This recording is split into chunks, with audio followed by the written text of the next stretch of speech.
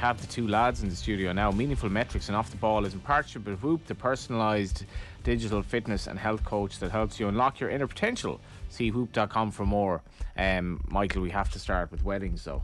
Do we? I was sort of downplaying the guy who texted in and said, like, I was a photographer at that wedding and I was kept up till 1 in the morning, because like if you're working at a wedding, you're working at a wedding. It's just the same as any other job. And you're thinking of bar staff were working on Saturday. And we don't have a culture of tipping bar staff in this country at all. The culture of tipping restaurant staff has come in, and that's fine. Bar staff do not get tips. So in America, they can feign being nice to people and get on with it, knowing that they've $200 maybe at the end of the night. Not the case in Ireland. So spare a thought for the bar staff in Dublin and all over the country who have to sustain all the crack on Saturday. Yeah, I think you misunderstood that photographer though. He was talking about missing sporting events, and he was like, I'm regularly on the floor till 1 o'clock, and there was a Champions Cup and a Champions League final. Don't forget that we have to work at weddings too, and we missed them. While he just dancing away, as opposed to complaining about his job. Another enemy I've made. Yeah, that's disappointing. But bar staff are going to miss the games as well, if they're, especially if you're unlucky enough to, if you get the hotel bar where people are coming out for the quieter drink or to watch a bit of match, you can watch away. But if you're in the venue, if you're in the ballroom, there'll be no tellies in there. Well, the stag was funny because I didn't really know anyone. I knew a couple of people vaguely at stag, didn't know anyone else, and it was class. And it was just a few drinks to Dublin, and it was like, sometimes the best crack is when you don't know the people. You know? Come on. I don't know what to say to that. I don't know if I've done that, actually. I'd be very intimidated by that, I have to say, but you'd probably get into it over time. Been on stags where there's been 1 or 2 people who didn't know anybody. They tend to be life and soul types. What are you looking forward to most on Saturday and the weekend, sporting-wise? The Champions League final. Yeah, it'll outstrip everything else, I think. I don't think there's anything else to do with that. You could take everything else away from me, I'd be fine. I wouldn't miss it. I won't miss that. It'll be interesting to see how the rugby and football dynamic is at the wedding. But Arthur does get us on to the Champions League final. It's meaningful metrics time. Yeah, absolutely. What are the meaningful metrics? So we're going to do Champions League final tonight for meaningful metrics and just look at some of the little stats that are surrounding this game on Saturday, and historically, of course. First of all, the pairing. So the first ever European Cup / Champions League final was in 1956. That means we've had 66 of them. Real Madrid have won 13 of those. Liverpool have won 6. That's 19 titles out of 66. If you think that it's every club in Europe technically is competing for this, that's 29% of European Cups have been won by either Real Madrid or Liverpool. That's mad. Now, obviously, Real Madrid are well out there on their own, but, like, you know, other than AC Milan, I think one other club. Bayern are up there. Bayern have 6 as well, don't they? AC Milan have 7 and Liverpool have 6. So this is the creme de la creme, really, historically. And so much so that they're actually going to break a little tie that's been going on for a long time, that Liverpool and Madrid are going to become the most played European Cup / Champions League final. It's their 3rd meeting. They obviously played in 1981 in Paris as well, and in 2018 when Madrid won. And yeah, like there's been 7, or is it 8? They're at the moment they're one of 8 pairings that have played twice. So they'll break that tie. Can you name? Do you know any off the top of your head any of the other 7 that have played twice in the Champions League final? Just to interject here, and this is just the beauty of Google. You mentioned the first time they met was in 1981. Yeah. And en route, this was the beauty of the old European Cup. Saint Etienne or on Budapest Honvéd mentioned as one of the teams that came up, and that reminds you of like sensible soccer, one of them games you play when you're younger. Limerick beat Limerick 5-1 en route to win. Limerick beat Limerick 5-1. They beat Limerick 5-1, and if there are any relatives, Liverpool did. Real Madrid. Real Madrid beat Limerick 5-1 with like all these fancy scores, including a guy called Cunningham in the 71st minute. Kennedy scored for Limerick in the 43rd minute. That was in the Stadio Bernabeu, and it was 7-2 on aggregate. So some people would have been at the game wherever the home leg was. But anyway, yeah, Larry Cunningham played in the final against Liverpool. I have some of these. Man United, Barcelona. Man United, Barcelona in Liverpool, 09 AC and Milan. 11. Liverpool, AC Milan in 05 and 07. Yeah. There's one more that are very close together and recent, actually, because this is actually another slight trend. Real Atletico. Real Atletico, exactly. So this is another slight trend that seems to be happening in that you know, there's a few of these in here that are more recent that seem to have bursts of Champions League finals. So you have United and Barcelona, you have Real Madrid and Atletico, you have Milan and Liverpool, and now you have Real and Liverpool as well, you know. So Juve Ajax is right as well. Yeah, Juve and... Come on, Johnny. No, yeah, Juve Ajax is right. 1973 and 1996. Ajax against another Italian team. Milan? AC Milan, yeah. 1969 and 1995. AC Milan and Benfica, we could be here all day. 1963 and 1990. And that's all of them. So you actually did very well there. I like the way, what happened there was Arthur used your segue, Johnny, to think about the answer to my question. You know, I got it well was ahead. off the top of his head. So this is going to be the most played Champions League / European Cup final of all time after Saturday. Another one here quickly, right? This is, I'm just interested to see what you think about this, right? So obviously the European Cup was for the champions of the previous year from, you know, in 1997-98, that was the first time runners-up were allowed into the tournament, and obviously that eventually became top 4 in the big leagues and so on. So for a couple of years, it was only a couple there.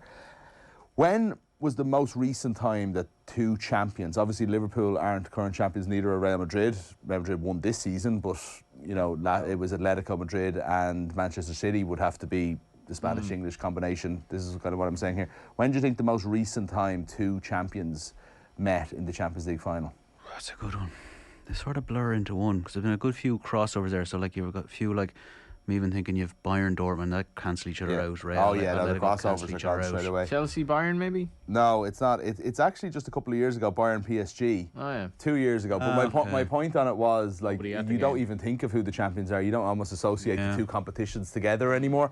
But this is mad, right? So that's 2 years ago. Bayern and PSG were champions. That was the weird COVID year. 1-leg quarterfinals, 1-leg semi-finals. Before that, you have to go back to 1997-98, the first year when it was eligible for it not to be champion versus champion. Real Madrid versus Juventus was the only other time in the modern era, say, of it not just being champions, that 2 champions met. I think it's the most stupid name of all competitions. It's like teams who finish 4th are not champions of anything. How are they in a Champions League? And it was called it's more of a European Cup now than it was. That's a great name, though. It's a Champions League, but it's not like it is. I agree on a pedantic level. I mean, obviously, you're not going to go back to those days. But when you see like the Northern Irish champions and like the Irish champions just in as normal because it was. Just do you honestly think though it's not a better tournament to have, you know, Liverpool in it this year instead of like Linfield? No, but I do think that the knockout, I'd have a bit of a, like, it is quite bloated now as well, to be fair. I know, in the early stages, I think there are too many games in general in football now. What we need is a European Super League. Yeah, that's what we need. Cracking on that. The Limerick game against Real was actually in Lansdowne Road that year and played in front of around 7,000. They only lost 2-1. There you go. There you go. Jeez, that's not too bad, is it? French finals. Not sure what the pattern is here, but I may as well give you the French finals. 1956, Real Madrid, the first ever final, was played in Paris. You mean finals in France? Sorry. Yeah, Real Madrid won, beat Reims 4-3.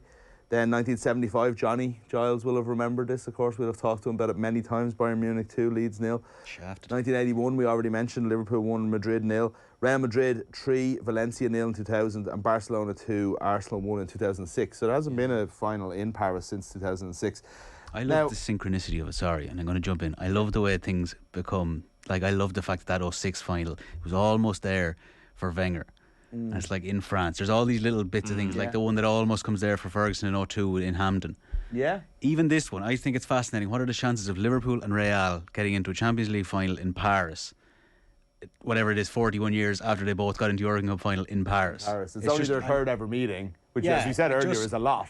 But the fact that 2 of them happen to be in Paris is kind of amazing. I love those little... So what you have there is that Real Madrid have won 2 European Cups in this in Paris, which is a pretty good omen. But the one they lost was to Liverpool, so maybe that's a pretty bad omen. So a couple more.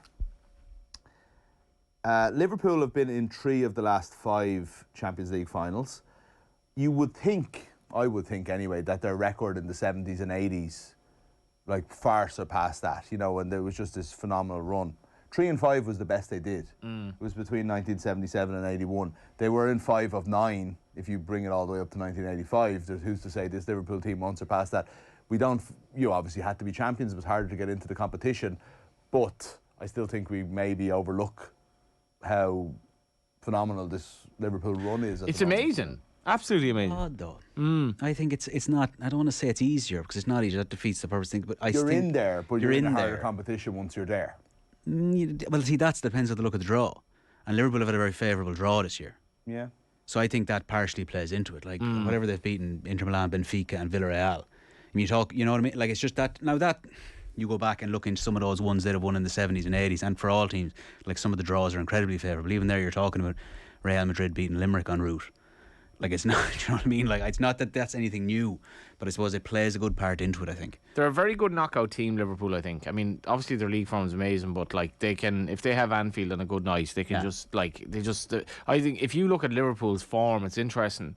And you can get really cynical about football at the highest level. Liverpool's form without crowds really tanked, interestingly, and their Anfield form absolutely went through the floor without crowds, and it just shows what it does mean to them. Yeah. Oh, without a doubt. Like they were a rabble that year. Now I think there was a few reasons for that, but I think not having an Anfield crowd was a huge part of it. You think of the Barcelona turnaround a couple of years ago. You know, that was one of the greatest miracles in football, and Anfield had a huge part to play in. What will the crowd be like in terms of split now on Saturday, and how another way like? It's hard there's to know. So much controversy about the ticketing and that. Good venue, but that's exactly it. Is like. It is not an easy place to get a ticket for, and it's not a cheap place to get a ticket for. You know, maybe that not necessarily Paris, but we just know this match. I should say. I don't know whose fault or whose decision all of that is, but you know, we're talking thousands of quid that we're hearing tickets going for. So it's it'd be interesting. Do you get that kind of atmosphere? Is there like football diehards are football diehards. So we can think of Real Madrid as these aristocrats and all that, but like that's the people who own the club and some of their supporters. The people who are going week in, week out are the same as Liverpool fans and so on. So it affects every team the same. I'll just go to the Real Madrid side of things, okay? Just so Karim Benzema is obviously having the season of seasons. 122 Champions League appearances, 74 goals. Incredible record over such a long career, isn't it? How many of them has he gotten in the last 3 games? So he's scoring 2 every 3 games nearly, but in the last 3 at this age he's like. So he's had 15 this season. That's mad. Which equals 15. He's 15 Champions League goals this season. Good Most of them have grief. been in the knockout stages, to be honest. You know, he's had 2 hat-tricks, obviously. He had that penalty against Man City. But 15 this season, which is the same as Lewandowski got 3 years ago, the Ballon d'Or year that ever was, right? That he should have got it for, and obviously got so much credit for. He's also 2 off Ronaldo's 2014 Champions League record of 17.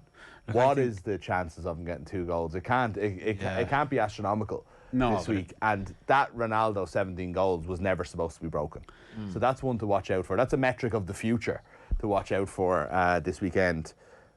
I nearly remember when, I think it was 01-02, whatever United lost that semi-final to Leverkusen. I think Van Nistelrooy might have got somewhere like 12, and that was preposterous. That was like, what's he, like, you know, it was a different kind of scale altogether. Yeah. But that's good grief. So it's 15 goals in 11 games this season. And you look at that, like that is so far ahead of, say, Mo Salah. Yeah. Mo Salah's strike rate is incredible. It's 8 goals in 12 games. Yeah. That's a brilliant record. And it's so far off what Benzema has achieved so far. So just amazing stuff from Benzema, and I think he's the player that I think most people are looking for. If you're a neutral, as you were talking about neutrals earlier. I think a lot of people are just swayed by the fact that particularly if you're older than Benzema, you can relate to the fact that as you get to your 30s, like in his mid-30s, 35 this year, and Modric, there's no way they should be able to do this. And they are kind of fighting against the dying light of their careers. And that's why, like, somebody said to me he didn't want Liverpool to win the league because he didn't want them to win everything. And I was kind of like, God, I wasn't thinking that at all, because Liverpool were the underdogs going into the City game. But I could kind of see where he was coming from. And I think a lot of people will have a soft spot for Real if the game's in the melting pot. Because, I mean, the improbable positions they've come out of have just been insane this year. Well, that leads me to the final stat that we have, which is, Arthur knows this one, right? I've went through every Champions League year going back to 2001, but there was no second round. There was no last 16 in 2001, and that was the last time that a team has lost a game, has made the final of the Champions League and lost a game in every knockout round. Okay. So Real Madrid lost to Paris Saint-Germain, won the second leg. They lost the second leg to Chelsea, having won the first, but obviously got through in a comeback in itself, even on the night. And they lost the first leg to Manchester City 4-3. Their aggregate scores, by the way, have been 3-2, 6-5, and 8-7.